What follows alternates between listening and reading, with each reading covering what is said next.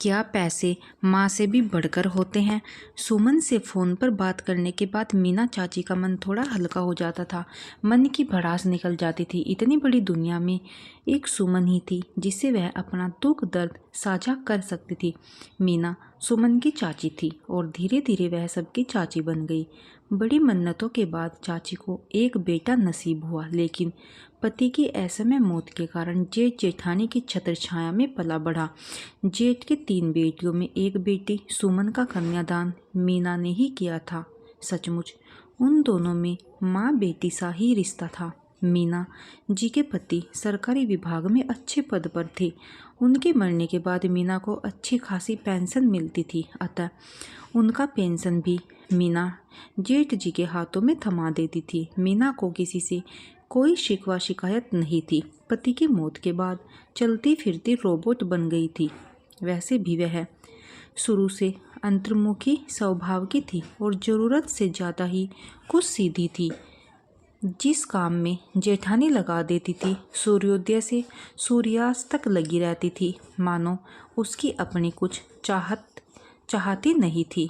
कभी ना किसी चीज़ के लिए बहस करना, ना किसी की बात का जवाब देना।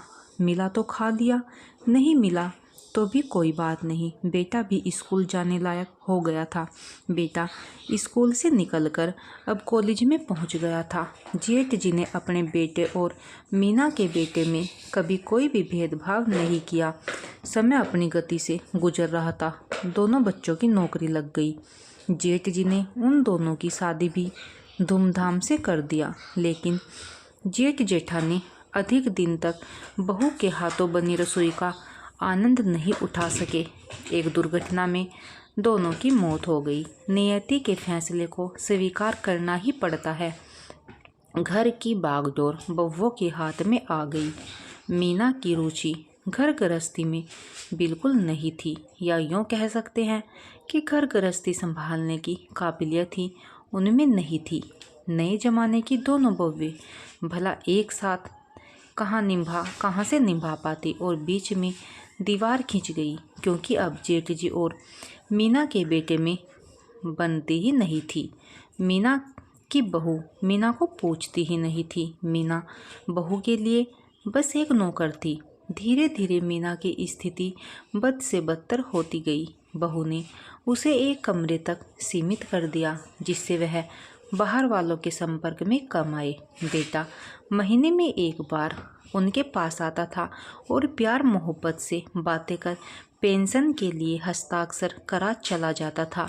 शुरू में तो मीना अड़ोस पड़ोस के फ़ोन पर सुमन से बातें कर लिया करती थी। उसकी शिकायत सिर्फ यही थी कि मुझे गंगा स्नान के लिए कोई नहीं ले जा रहा है। सुमन अपनी चाची की स्थिति से काफ़ी दुखी रहती थी।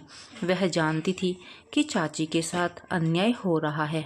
एक तरह से उसे कैदी बनाकर रखा गया है। पेंशन के लिए जिंदा रखना जरूरी है, इसीलिए सुबह शाम भोजन मिल जाता था। सुमन 1-2 बार उनके बहू बेटे से बात करने की कोशिश भी की। हमेशा यही जवाब मिलता, मेरे घर में दखल देने की कोशिश मत करो, हम उनके अपने हैं, हम उनका अच्छा बुरा जानते हैं। सुमन मजबूरन चुप ही रहती थी। कई साल बाद इस बार सुमन मायके आई। मीना चाची की हालत देख आंखें भर आई। 2 जून भोजन और 1 लोटा पानी कमरे में रखने के अलावा कभी कोई मीना चाची की तरफ देखता भी नहीं था। सुमन ने सोचा, क्या अपनी माँ के प्रति बेटे को कोई चिंता नहीं? कैसा बेटा है, अपनी माँ के दुख को नहीं देख पा रहा। एक निर्णय लेते हुए सुमन ने अपने पति को फ़ोन किया और उसके बाद मीना चाची का सामान बांधने लगी। सामान के नाम पर चाचा की तस्वीर और नारायण की मूर्ति के अलावा कुछ ले जाने लायक था ही नहीं। अब से चाची का पेंशन चाची के पास आएगी। बेटा होने के नाते अचल संपत्ति के मालिक हो। हाँ, चाची के लिए अंतिम संस्कार करने आ जाना। बेटे बहू सुमन का मुंह देखते रह गए। कुछ कहने के लायक थे ही नहीं।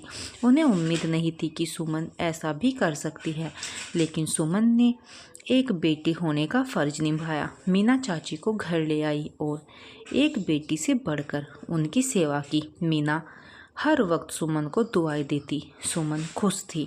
माँ बाप की सेवा करने का मौका तो नहीं मिला, लेकिन माँ जैसी चाची की सेवा कर वो खुद को बहुत भाग्यशाली समझती थी कि भगवान ने उसको एक माँ की खिदमत करने का मौका दिया, क्योंकि माँ बाप की कमी का एहसास तो उनके जाने के बाद होता है। खुशकिस्मत लोग वो होते हैं जिनको माँ बाप की खिदमत करने का मौका मिलता है। हर कोई खुशकिस्मत नहीं होता। स्टोरी अच्छी लगे तो वीडियो को लाइक, शेयर और चैनल को सब्सक्राइब करके सपोर्ट जरूर करें।